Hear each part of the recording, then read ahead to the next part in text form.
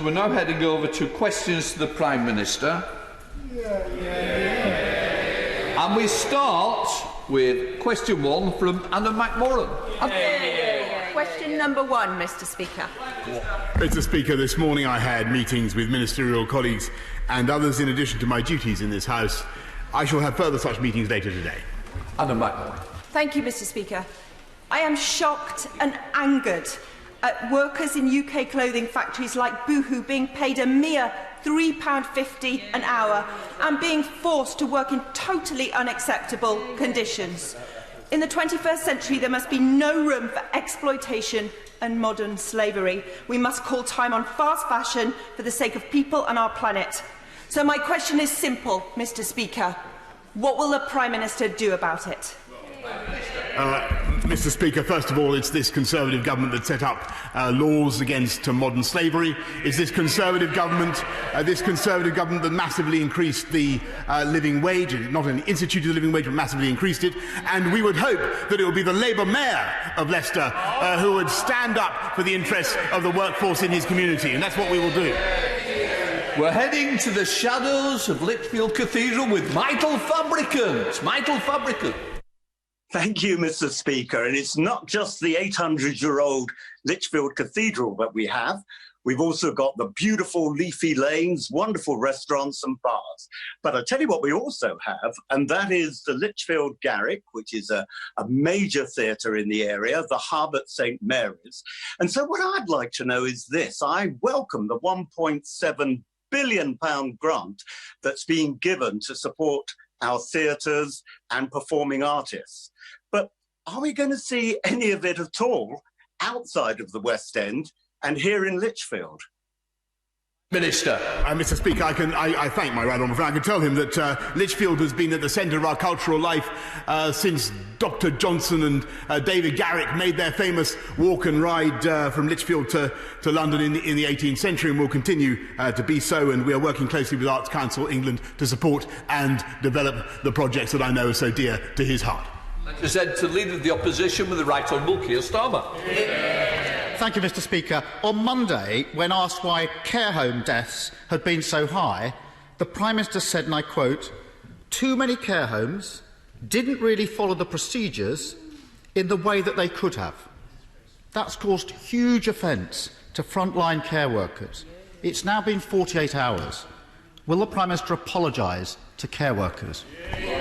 I'm grateful to the right honourable gentleman, and the last thing I want to do is to blame care workers for what has happened, or for any of them to think that I was blaming them, because they worked hard, incredibly hard throughout this crisis, looking after some of the most vulnerable people in our country and doing an outstanding job. And as he knows, tragically, 257 of them have lost their lives. And when it comes to taking blame, I take full responsibility for what has happened. But the one thing that nobody knew early on during this pandemic was that the virus was being passed asymptomatically from person to person in the way that it is. And that's why the guidance and the procedures changed. And it's thanks to the hard work of care workers that we've now got incidents down in our care homes, outbreaks down in our care homes to the lowest level since the crisis began. That's thanks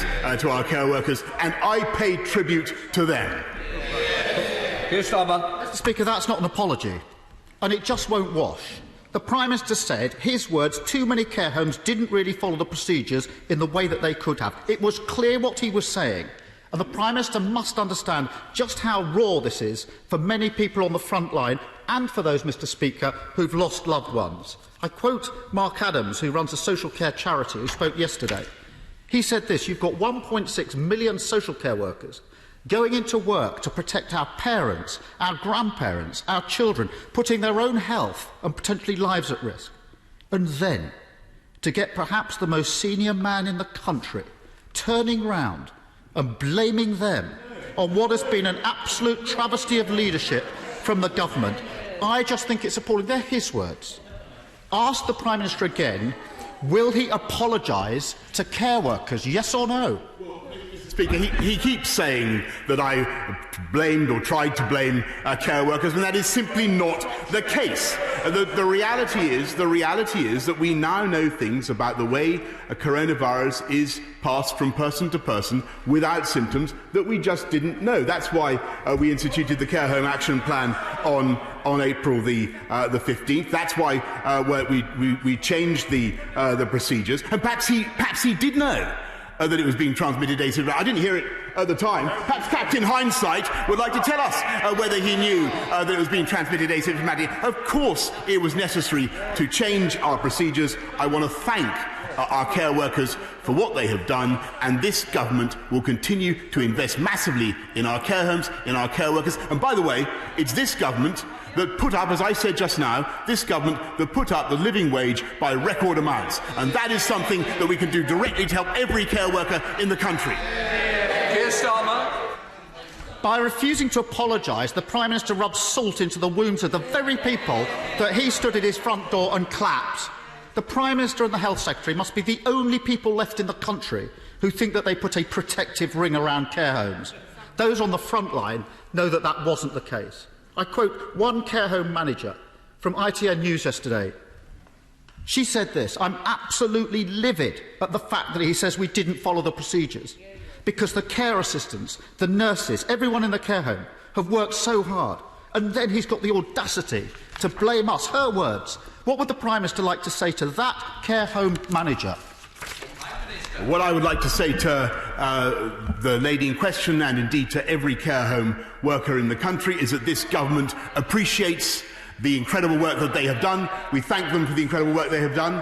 And let me say further that we will invest in our care homes and we will reform the care home sector. And I hope, by the way, Mr. Speaker, that we'll do it on the basis of cross-party consensus and get a lasting solution to the problems in our care homes and the difficulties many people face in funding the cost of their old age. That's what we want to do. That's what this government is pledged to do after 30 years of inaction, and I hope that he will join us in doing it. Keir Starmer. Well, I'm glad to hear it. I gently point out that his government has been in power for 10 years with no plan and no white paper. Of course we'll join in plans for reforming healthcare, but for social care, but 10 years wasted. The reality is this: more than 19,000 care home residents have died from COVID-19. It's a far higher number when you include excess deaths. Overall, around 1 in 20 care home residents are estimated to have died from the virus. 1 in 20. It's chilling. These are extraordinary numbers. Yet the Prime Minister has consistently ducked responsibility for this. Will he accept it isn't care workers who are to blame, it's his government? Mr. Speaker, I don't know. I think he's got the old vice of reading out the pre-prepared question without listening to the answer I've just given. I've made it absolutely clear that this government takes responsibility for everything that we've done throughout this crisis, and of course I pay tribute once again to the work of every care worker in the country, and I thank them. But what we've also done is put forward a care home action plan that has helped our care workers, our care home industry, to get the incidence of coronavirus right down in every care home in the country to the lowest level. And we're now putting in monthly testing for every resident in our care home and weekly testing for every care home worker. And that is thanks to the fantastic efforts of everybody involved in NHS testing and tracing. And I think, by the way, he should pay tribute to them as well. Yes, Starmer. Mr. Speaker, the Prime Minister continues to insult those on the front line by not taking these issues seriously. The Prime Minister must recognise that huge mistakes have been made. 2 months ago, at PMQs, I highlighted the weakness of early guidance on care homes. The Prime Minister, typically flippant, simply said it's not true. There were repeated warnings from the care sector, repeated delays in providing protective equipment. This wasn't hindsight. They were raised here day in, day out, week in, week out. It wasn't hindsight, it was real time for the front line. Same on routine testing. And the decision to discharge 25,000 people to care homes without tests was clearly a mistake. Will the Prime Minister simply accept that his government was just too slow to act on care homes? Full stop. Mr. Speaker, the right honourable gentleman knows very well, or he should know very well, that the understanding of the disease changed dramatically in the months that we've had it, and when he looks at the action plan that we brought in to help our care workers, I think he would appreciate the vast amount of work that they have done, the PPE that they've been supplied with, the testing that they've been supplied with. That has helped them to get the incidence of the disease down to record lows. And it has enabled us to get on with our work as the government in getting this country through this epidemic, getting this country back on its feet. That's what this country wants to see. We've stuck to our plan to open up our economy gradually and cautiously. One week he's in favour of it, the next week he's against it. What this country wants to see is a steady, stable approach to getting our country back on its feet. That is what we are delivering. Finally, Mr. Speaker, to add further insult to injury, there are reports this morning that the government is to remove free hospital parking for NHS workers in England. The Prime Minister will know that this could cost hundreds of pounds a month for our nurses, our doctors, our carers and our support staff. We owe our NHS workers so much. We all clap for them. We should be rewarding them, not making it more expensive to go to work. The Prime Minister must know this is wrong. Will he reconsider and rule it out? Mr. Speaker, the hospital car parks are free for NHS staff for this pandemic. They're free now, and we are going to get on with our manifesto commitment to make them free for patients who need them as well. And the House will know that that was never the case under the Labour government. Neither for staff, nor for patients, May I respectfully suggest that he takes his latest bandwagon and parks it free somewhere else, Mr. Speaker. One week he's backing us, the next week he's not. One week he's in favour of a tax on wealth and tax on homes. The next week he tries to tiptoe away from it. We know how it works. He takes one brief one week, one brief the next. He's consistent only in his opportunism, whereas we get on with our agenda. Build for jobs, and the House will hear more about it shortly, Mr. Speaker. Thank you, Mr. Speaker. Mr. Speaker, my well-known and much-loved constituent, Alan Young, died of cancer last year, having been cared for at Myton Hospice in Warwick. And I'm sure the Prime Minister will remember the very moving letter that he received from Alan's brave 9-year-old son, Tommy, which Tommy read out on local radio, praising Myton for looking after his dad and asking for them to receive support. Now, the government's providing £200 million per quarter for hospices during the current emergency, so it's very clear that the Prime Minister appreciates their work. And will he join me, Tommy, his brother Shay and his mum Kelly in thanking Myton and all hospices across the country for the invaluable care they provide to people like Alan?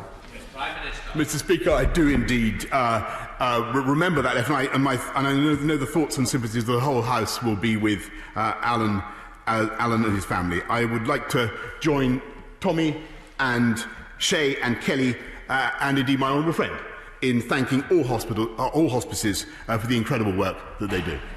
Let us head to Scotland to visit the leader of the SNP, Ian Blackford.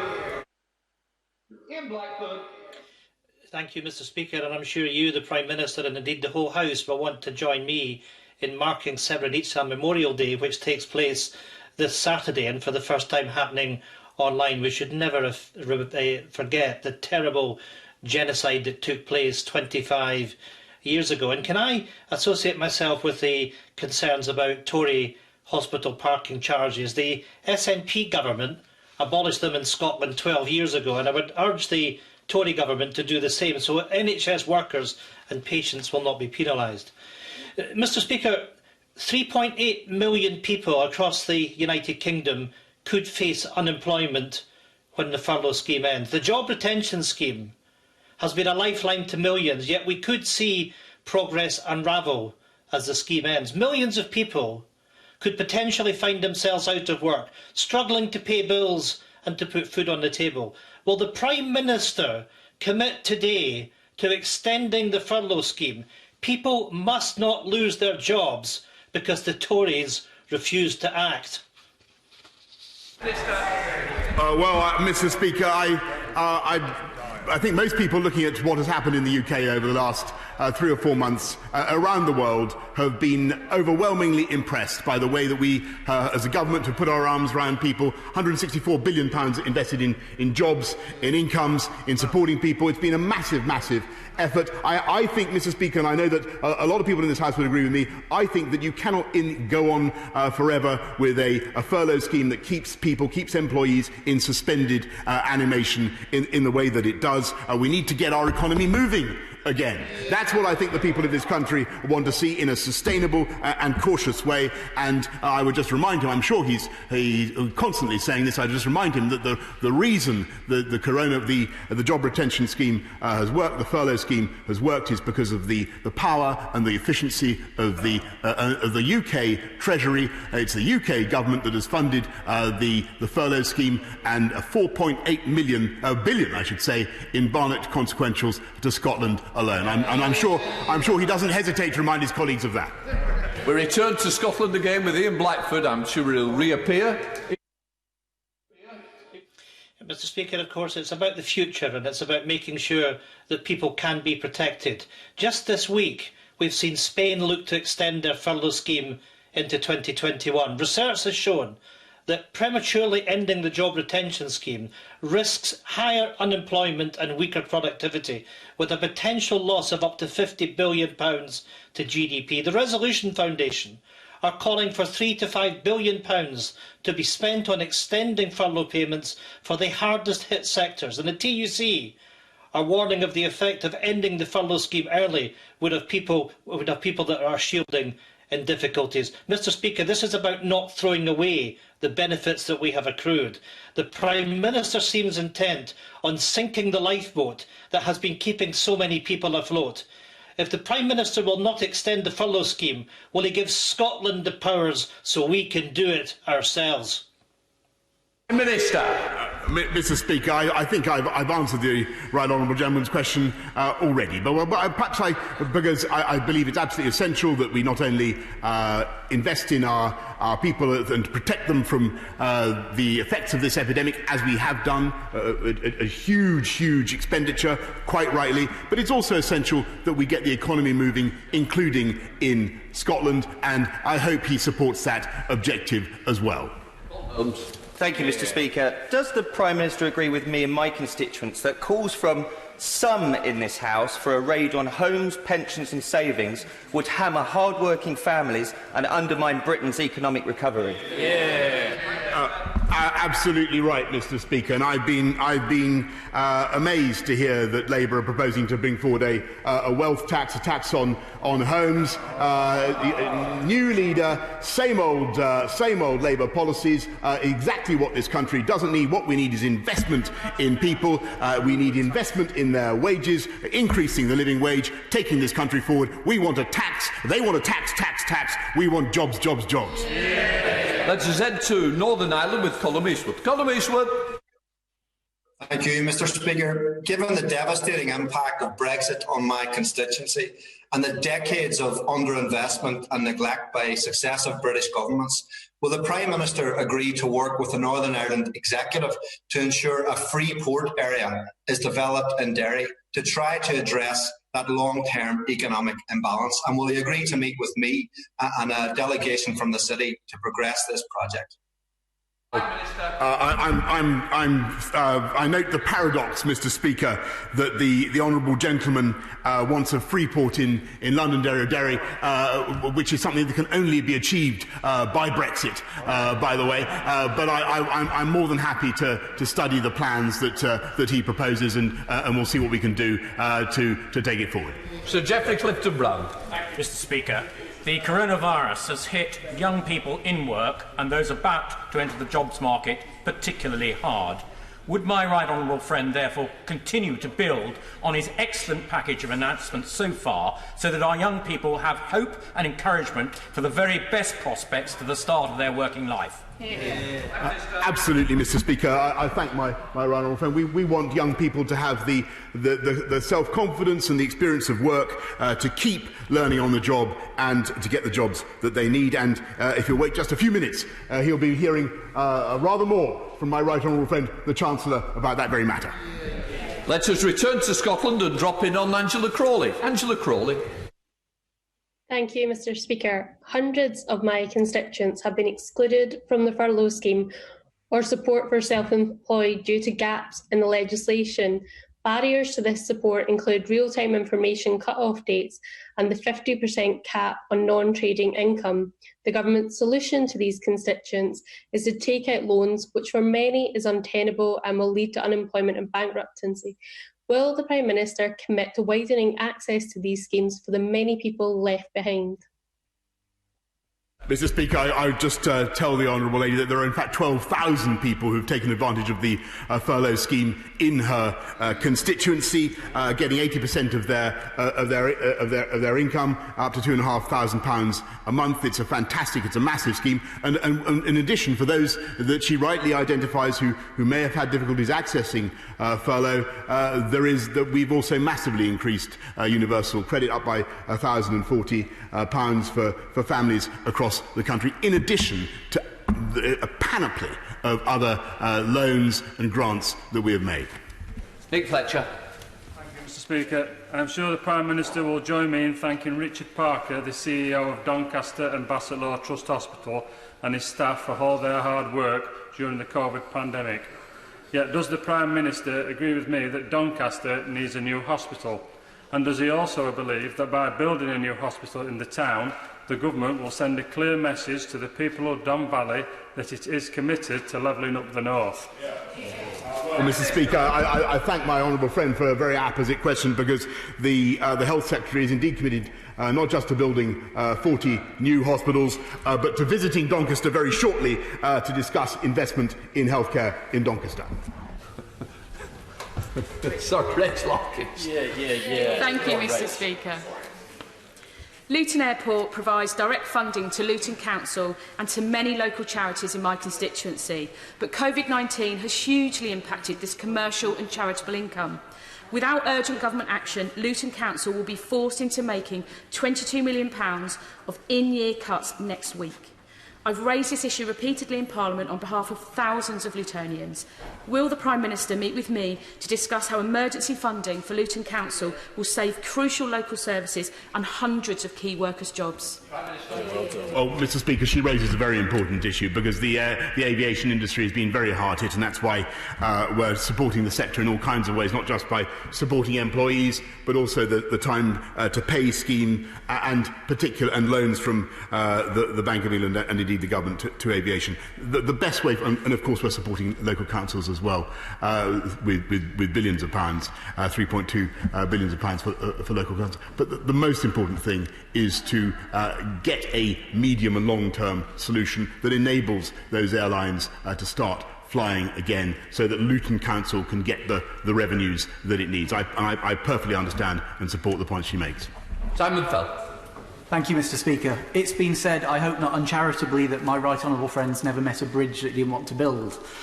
Off the Cumbrian coast, we've got an opportunity to steal a march with a tidal barrage which would supply 5% of the UK's energy needs in a green, sustainable way. It would leave a legacy of jobs in Copeland, Barrow-in-Furness and Workington, and leave 7,000 jobs.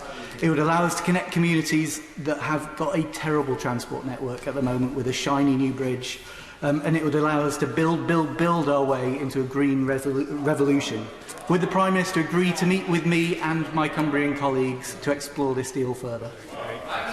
Well, I'm very grateful to my honourable friend for bringing that attractive idea to my attention. I know that several projects are being considered along the Cumbrian coast, and I'd advise him first to get in touch with my right honourable friend, the Secretary of State for Business, Energy and Industrial Strategy, to see what he can do to take it forward, and I will give what support I can. Alex Norris. Thank you, Mr Speaker. Yesterday, after a delay of over a year, the government published their response to their call for evidence regarding violence and abuse against shop workers. In that period of time, there have been 150,000 such incidents. It's completely unacceptable. There's a lot of very good things in the government's response, but it is disappointing that they've stopped short of a change in the law. Mr Speaker, will the Prime Minister make a commitment that if his plans don't reduce the 400+ incidents every day within 6 months, he will support legislative change? Mr. Speaker, I think we should have absolutely zero tolerance for violence or aggression to people who work in shops, just as we have zero tolerance for people who are aggressive towards those who work in our public services, and we will do everything we can to ensure that is the case. Stephen Hammond. Thank you, Mr. Speaker. There was a welcome relaxation of lockdown rules on Saturday, but some sectors such as health and beauty, performing arts, language schools, events providers and wedding industry are still not able to open. Could I ask my right honourable friend if he'll publish a timetable so there can be some hope and certainty for these industries? My right honourable friend raises a very, very important point. We, as he knows, on May the 10th we set out our plan for cautiously getting our economy open again, and we will be saying more later this week about the next steps and the timetable that we hope to follow. Heading to Bedford to drop in on Mohammed Yassin. Mohammed Yassin. Thank you very much, Mr. Speaker. A care home owner in my constituency was told if they refuse to accept the return from a hospital of a COVID-positive patient, they would be discharged to an unfamiliar home. The procedure the owner was obliged to follow was this government's. So rather than point the finger at care workers for his failures, will the Prime Minister do the right thing, apologise and pay tribute to the professionalism of the care home owners, managers and staff in Bedford who went above and beyond this government guidelines to save lives? Minister. Mr. Speaker, I thank the honourable gentleman, and I renew the points that I made earlier on the tribute I pay to care home workers. The particular case that he raises is important and troubling, so if he would be kind enough to write to me with details setting out exactly what happened, I will be very happy to reply. Thank you, Mr. Speaker.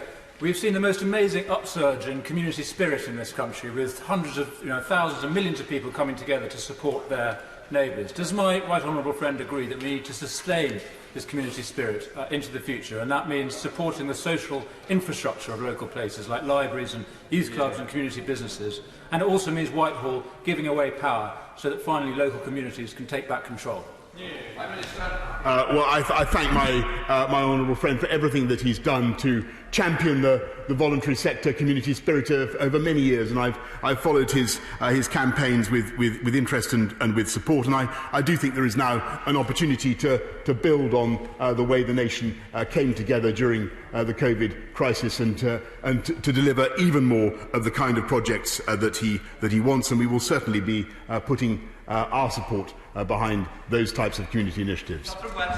Thank you, Mr. Speaker. 230,000 renters are going to be at risk of homelessness or eviction as we emerge from lockdown. Will the Prime Minister urgently today lay legislation so that cross-party we can support those people at risk of homelessness before we break up for the summer recess? Prime Minister.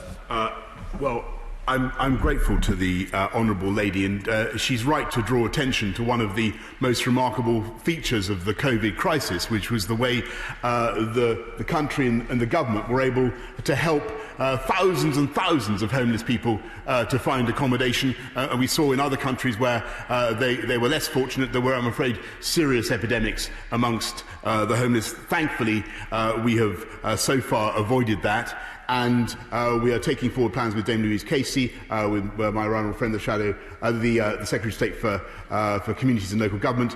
We are taking forward plans to ensure that the 15,000 do not just come back onto the streets, but we do everything we can to stamp out homelessness in this country. Thank you, Mr. Speaker. The Queen Elizabeth Hospital in Kings Lynn serves over 300,000 people across Norfolk, Cambridgeshire and Lincolnshire.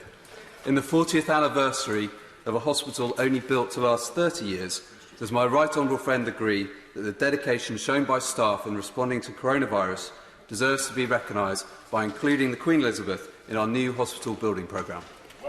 Mr. Speaker, of course this government was elected to build 40 new hospitals, and that is what we can. That's what we are going to do. My honourable friend, the Secretary of State for Health, will be setting out the list. But I can also tell him that Queen Elizabeth Hospital was awarded £9 million in October for urgent upgrades to protect vital frontline care, and I'm sure that he will understand that further long-term solutions are now under active consideration.